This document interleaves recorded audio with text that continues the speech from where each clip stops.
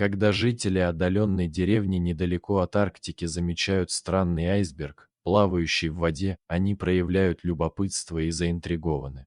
Но когда они замечают что-то неожиданное на его поверхности, они бледнеют от шока. Каждую весну в маленькую рыбацкую деревушку Фейриленд из Арктики приплывают огромные айсберги.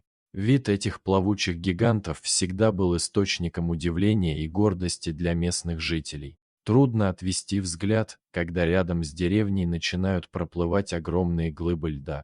Так, когда один из самых больших айсбергов сезона начал спускаться из Арктики и двинулся вдоль берега, местные жители и туристы прекратили свои повседневные занятия, чтобы полюбоваться им. Лед был ослепительно белым, и какое-то время все смотрели на него сквозь пальцы, щурясь от ослепительного света, который он излучал под лучами полярного солнца. Но затем кто-то в шоке вскрикнул. Все повернулись к Мэри, деревенской цветочнице. В свободное время она увлекалась наблюдением за птицами и никогда не выходила из дома без бинокля. Именно поэтому она смогла заметить странные очертания айсберга раньше всех остальных. «Там что-то есть!» – закричала она. Местные жители не могли понять, почему она так разволновалась. Нередко чайки или тупики садились на ледяные глыбы, а мелкие предметы, такие как рыболовные снасти, застревали на вершине.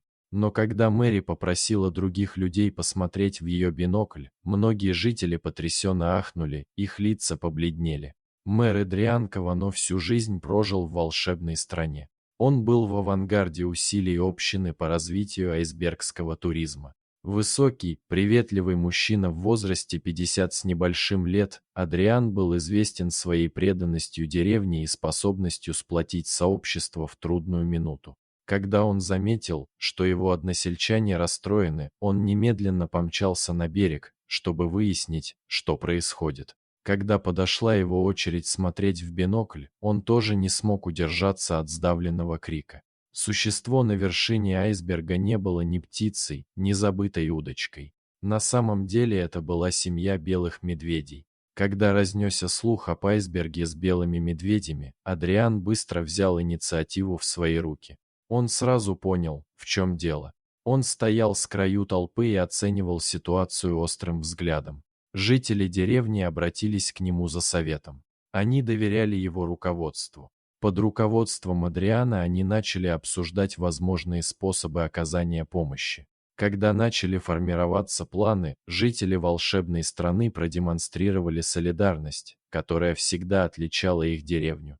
Майор Адриан Кавано, обладающий природными лидерскими качествами, быстро организовал более тщательный осмотр айсберга. Жители деревни собрали бинокли.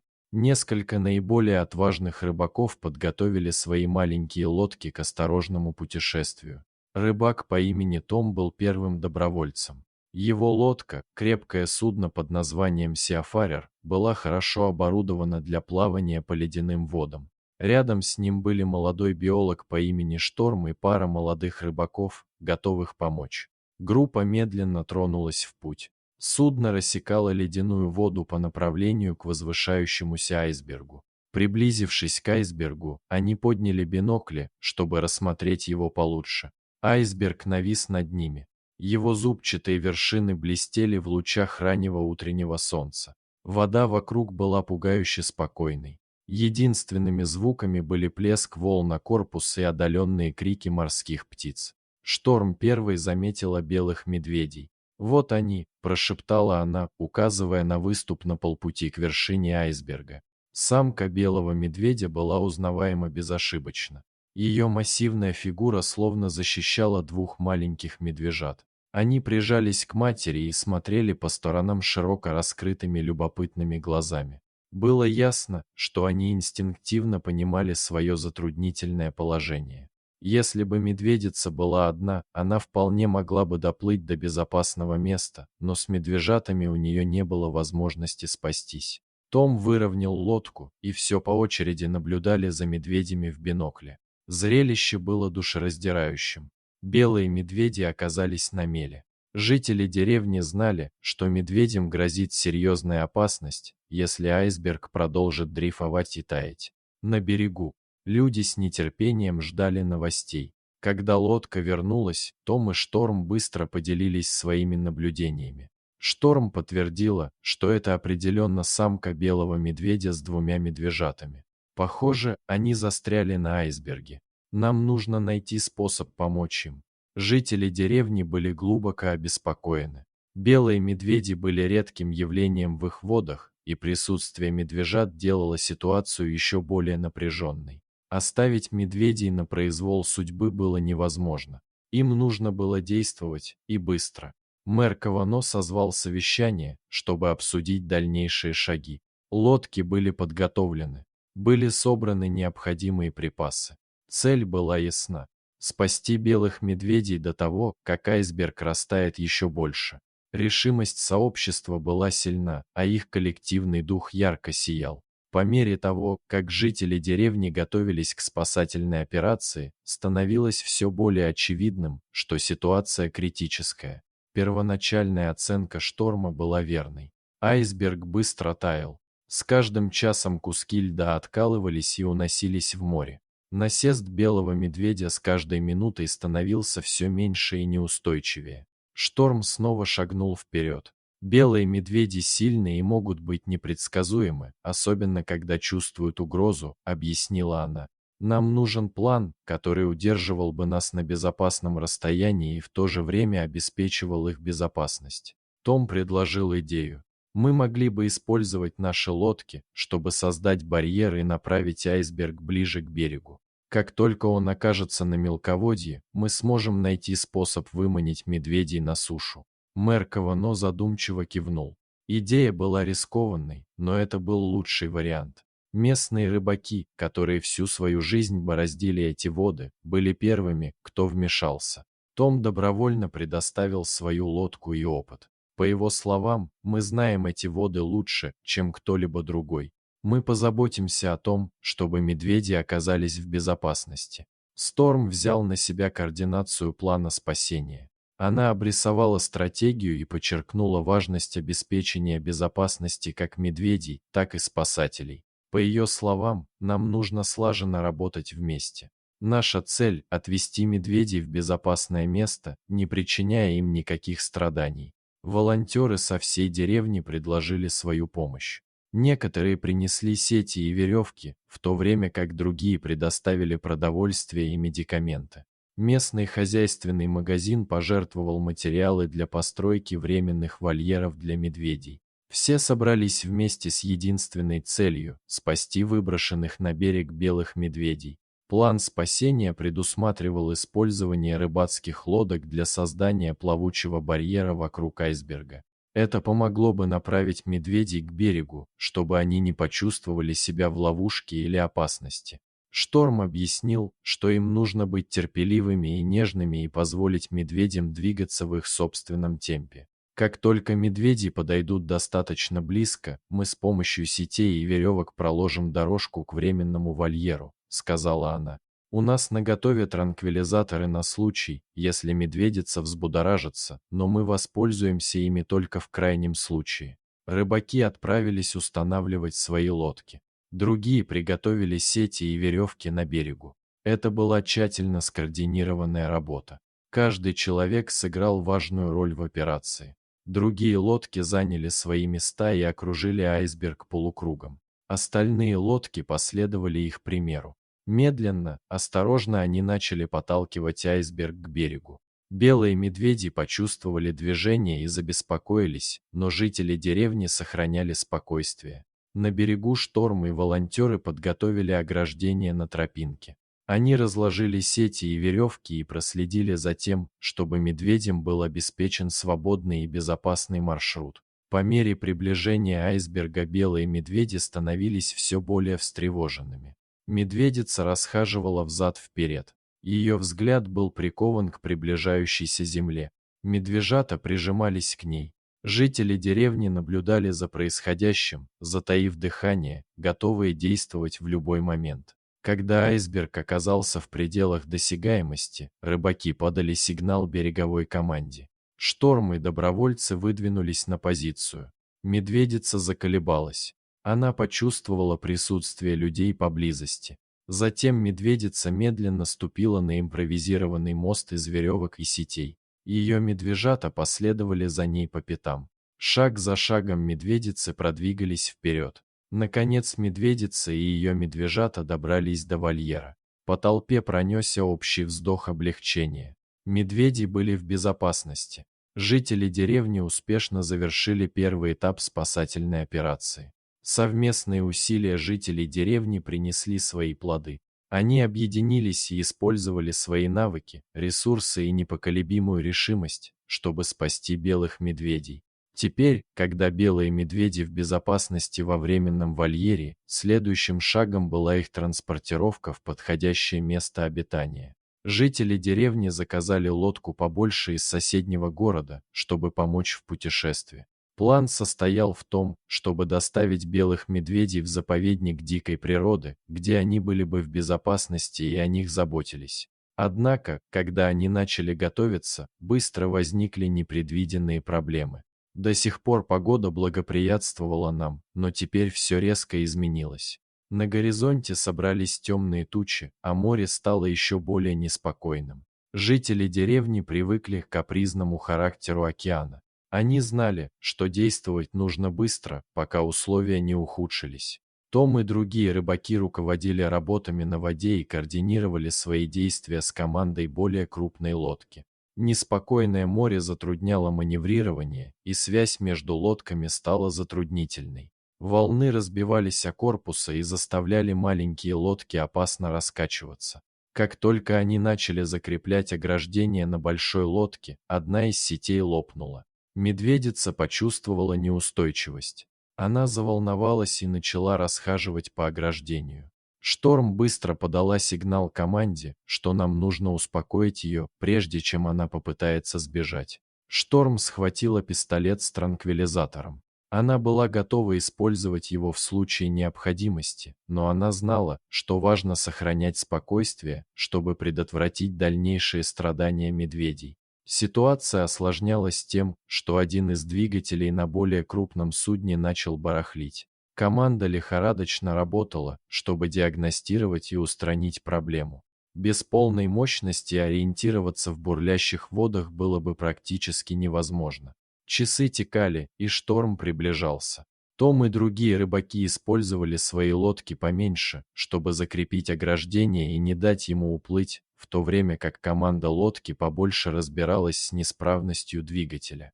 Жители деревни на берегу с тревогой наблюдали за происходящим. Чувство единства и командной работы было сильнее, чем когда-либо. Казалось, прошла вечность, прежде чем двигатель снова заработал, и сеть была закреплена. Жители деревни знали, что не могут позволить себе терять концентрацию. Море по-прежнему было неспокойным, и шторм был неизбежен. Им приходилось действовать быстро и осторожно, чтобы обеспечить безопасность медведя. Большая лодка снова была в рабочем состоянии. Началась деликатная работа по транспортировке вольера. Том и другие рыбаки расположились по бокам лодки. Для обеспечения дополнительной устойчивости они использовали свои небольшие суда. Шторм внимательно следил за медведями, готовый при необходимости вести им транквилизатор. Пока конвой пробирался по бурным водам, они постоянно общались. Лодки скорректировали свое положение и скорость, чтобы ориентироваться в сложных условиях. Командная работа была просто замечательной. К тому времени, когда они достигли заповедника, шторм начал стихать. Медведи осторожно перевезли в их новое место обитания, где они получат необходимую заботу и защиту. Спасательная операция столкнулась со значительными трудностями, но дух и решимость сообщества одержали верх. Они преодолели препятствия вместе и знали, что достигли чего-то экстраординарного. Новость об экстраординарной спасательной операции быстро распространилась. Она привлекла внимание средств массовой информации как на местном, так и на международном уровнях. Журналисты и съемочные группы нагрянули в маленькую деревушку. Всем не терпелось запечатлеть героические усилия местных жителей. История о том, как сплоченная группа жителей деревни объединилась, чтобы спасти выброшенных на берег белых медведей, была трогательной и вдохновляющей. Были опрошены мэр Эдриан Кавано, Том, Шторм и другие ключевые фигуры. Их рассказы подчеркивали командную работу и решимость, которые сделали возможным спасение. Жители деревни поделились своим опытом, подчеркнув коллективные усилия и глубокое чувство ответственности, которое они испытывали по отношению к оказавшимся в беде животным. Шторм горячо говорила о важности сохранения природы и роли, которую сообщества играют в защите дикой природы. Это спасение показало, чего мы можем достичь, когда объединяемся ради общей цели, сказала она. Это напоминание о том, что каждое действие, каким бы незначительным оно ни было, может существенно изменить ситуацию. Освещение событий в средствах массовой информации вызвало волну позитивного внимания к Фейриленду. Раньше деревня была известна в основном своей рыбалкой и айсберговым туризмом. Теперь она знаменита своим состраданием и жизнестойкостью. Пожертвования и поддержка поступали со всего мира для финансирования заповедника дикой природы и других местных природоохранных мероприятий. Когда волнение по поводу успешного спасения начало улегаться, стало известно неожиданное открытие, которое придало истории глубоко личный оттенок. Пожилой рыбак по имени Сэмюэль прожил в волшебной стране всю свою жизнь. Однажды вечером, когда шумиха в прессе улеглась, он тихо подошел к Шторму и мэру Кавано. На обветренном лице Сэмюэля появилось выражение узнавания и ностальгии. Он рассказал о своей поездке на рыбалку, которая была несколько лет назад. Во время поездки он столкнулся с одиноким белым медведем, когда плыл по ледяным водам далеко от деревни. Медведь, которого, как он теперь полагал, они только что спасли, застрял на небольшом ледяном потоке. Сэмюэл разделил с животным короткий, но трогательный момент, предложив ему часть своего улова, прежде чем оно уплыло прочь. Глаза Сэмюэля наполнились слезами, когда он заговорил. «Я никогда не забывал ее», — сказал он. Его голос дрожал от волнения. Увидеть ее снова с медвежатами и на этот раз помочь, это значит для меня больше, чем я могу выразить словами. Жители деревни были тронуты рассказом Сэмюэля. Они осознали всю глубину его связи с белым медведем. Эта эмоциональная связь подчеркнула важность их спасательной миссии и выявила глубокие, часто невидимые связи между людьми и дикой природой. Успешное спасение стало не просто триумфом для деревни, оно стало важным завершением для Сэмюэля и свидетельством неизменного духа сострадания и заботы, который характеризовал волшебную страну. Белые медведи, которых теперь благополучно перевезли в заповедник дикой природы, хорошо адаптировались к новой среде обитания. Шторм постоянно информировала жителей деревни об их успехах. Она поделилась фотографиями и отчетами, на которых видно, что медведица и ее детеныши процветают. Эта постоянная связь с медведями еще больше укрепила связь между деревней и животными, которых они спасли. Внимание средств массовой информации, вызванное спасением, продолжало освещать сказочную страну в позитивном свете. История храбрости и сострадания жителей деревни была показана в многочисленных новостных статьях, документальных фильмах и даже в коротком сюжете популярной программы о природе. Туристы стекались в деревню не только ради айсбергов, но и для того, чтобы узнать о вдохновляющей истории этого сообщества. Приток посетителей способствовал росту местной экономики и открыл новые возможности как для бизнеса, так и для местных жителей. Поступали пожертвования, что позволило сообществу финансировать различные экологические инициативы. Они создали лучшие условия для наблюдения за дикой природой и спасения людей. Шторм возглавила эти усилия. Она работала рука об руку с жителями деревни, чтобы волшебная страна оставалась убежищем как для людей, так и для животных. Вечерами, когда солнце садилось за спокойные воды, жители деревни часто собирались на берегу. Айсберг, который когда-то вызывал дурные предчувствия, в конечном счете превратился в трогательную историю о единстве и стойкости. Есть ли у вас история о спасении дикой природы, которая изменила судьбу всех участников? Расскажите нам об этом в комментариях, мы будем рады услышать. Ну а это видео подошло к концу. Встретимся с вами в следующем видео.